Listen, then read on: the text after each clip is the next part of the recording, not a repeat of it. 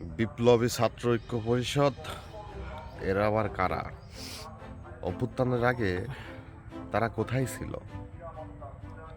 অথচ গণ অধিকার পরিষদের নেতাকর্মীরা 2018 সালের কোটা সংস্কারের আন্দোলন থেকে শুরু করে 2024 সালের কোটা সংস্কারের আন্দোলন পর্যন্ত ধারাবাহিকভাবে সবসময় মাঠে তারা লড়াই চালিয়ে গিয়েছে। যখন কারোর কোনো খবর ছিল না, না ছাত্রদলের খবর ছিল, না ছাত্র শিবিরের, সবাই নীরব ভূমিকায় অবস্থান করতেছিল। এরা লড়াই করতে করতে করতে করতে ক্লান্ত হয়ে গিয়েছিল।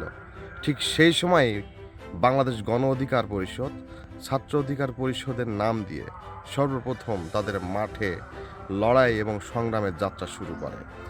তাদের গায়ে এই অভ্যুত্থানের পরবর্তী সময়ে তাদের উপরই নির্যাতন অভ্যুত্থানের ইতিহাসকে প্রশ্নবিদ্ধ করে। গণ অধিকার পরিষদের নেতাকর্মীরাই 2018 সালের কোটা সংস্কার আন্দোলনের নেতৃত্ব দেয়। 2018 সালের কোটা সংস্কার আন্দোলন হয়েছিল বলেই 2024-এর কোটা সংস্কার আন্দোলন সম্পূর্ণ করা হয়েছে। তাই কোনোভাবেই গণ অধিকার পরিষদের নেতাকর্মীদের কোনো অংশে কম ভাবা যাবে না।